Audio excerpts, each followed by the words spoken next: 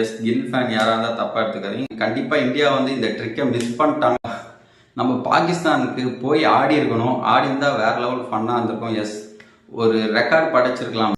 Hi fan. So guys, yes ரொம்ப நாள் கழிச்சு நம்ம வீடியோ போடுறோம்.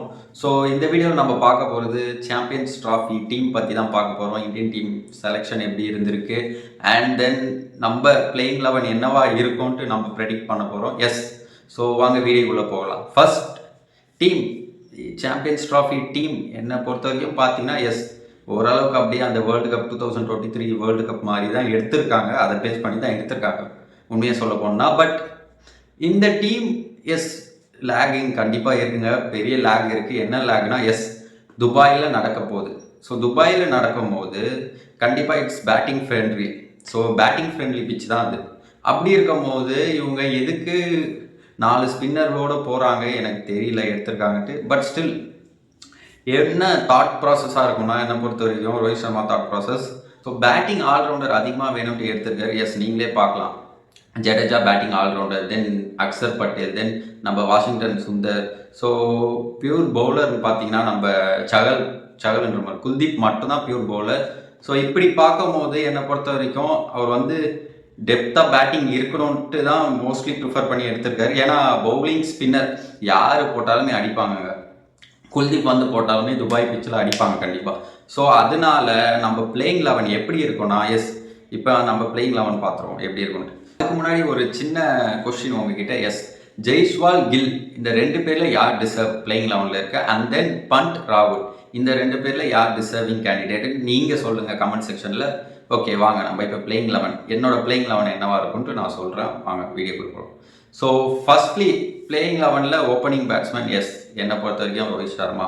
ஸோ ஓடிஐன்ட்டு எடுத்துக்கிட்டா பீஸ்ட் மோடில் ஆடுறாரு. எஸ் கடந்த ஒரு 3 வருஷமாக ஆல்ரெடி ஓடினாவே வேறு லெவலில் ஆடுவார். டபுள் செஞ்சுரிஸ்லாம் வச்சிருக்காரு. அதனால தான். பட் ஸ்டில் கடந்த ஒரு 2 வருஷமாக ஓடிஐயில் இன்டென்ட்டை மாற்றிட்டாரு. எஸ் T20 மாதிரி ஆட ஆரம்பிச்சிட்டாரு. பட் அது வந்து கண்டிப்பாக ரோஹித் சர்மாவுக்கு கை கொடுத்துருக்கு தான் சொல்லணும். So Rohit Sharma opening batsman first. And then second என்னை பொறுத்த வரைக்கும், எஸ் கில் ஃபேன் யாராக இருந்தால் தப்பாக எடுத்துக்காதீங்க, ஜெய்ஸ்வால். நான் வந்து ஜெய்ஸ்வால் தான் சூஸ் பண்ணுவேன் பிகாஸ் ஆஃப் ஃபார்ம்.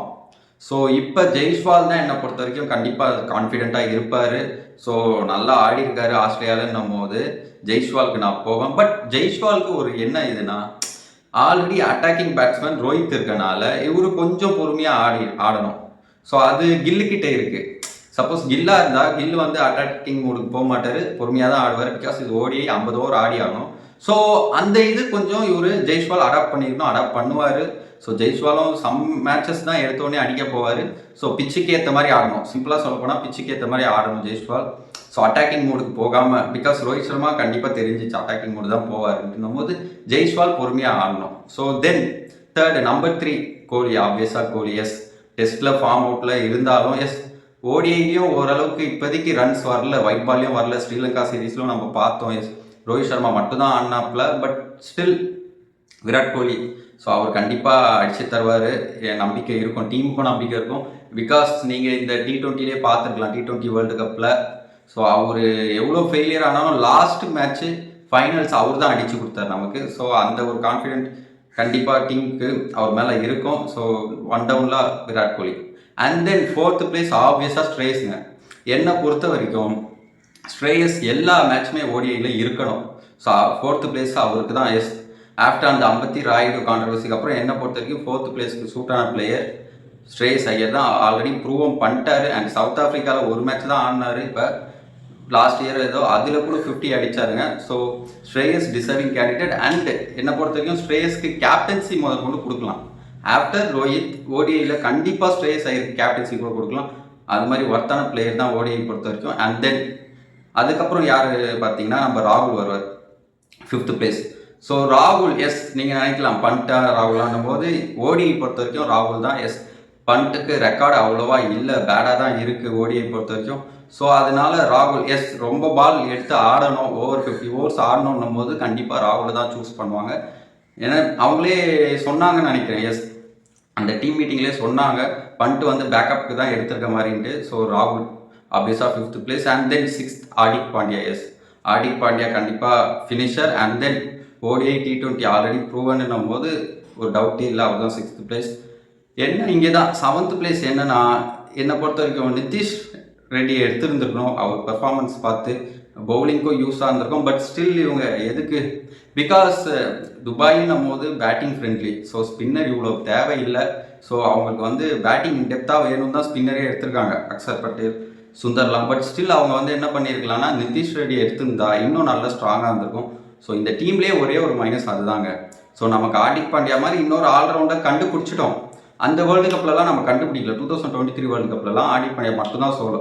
ஸோ அதுலேயும் ஹார்திக் பாண்டியா இன்ஜுரி ஆகிட்டாரு. ஸோ அந்த டைமில் நிதிஷ் ரெட்டியை கண்டுபிடிச்சிருந்தோம், அவரை ரீப்ளேஸ் பண்ணியிருக்கலாம். பட் இந்த வாட்டி அவரை ஃபைண்ட் பண்ணி கூட அவரை பிளேயிங் 11ல் கொண்டு வரல, டீம்லேயே கொண்டு வரல. அவங்க என்ன தாட் ப்ராசஸ்ன்னு தெரில. ஸோ விடுங்க, அது பார்ப்போம். தென் ஹார்திக் பாண்டியாவுக்கு அப்புறம் யார் இருப்பா பார்த்தீங்கன்னா, என்னை பொறுத்த வரைக்கும் நம்ம ஜடேஜா ஆப்வியஸாக ஓடி பிளேயர். ஸோ இன்னும் ஒரு 2 வருஷம் ஆடுவார் வச்சுக்கோங்க. ஸோ அவர் கண்டிப்பாக பிளேயிங் 11ல் இருப்பார் and deserving. And then Axar Patel.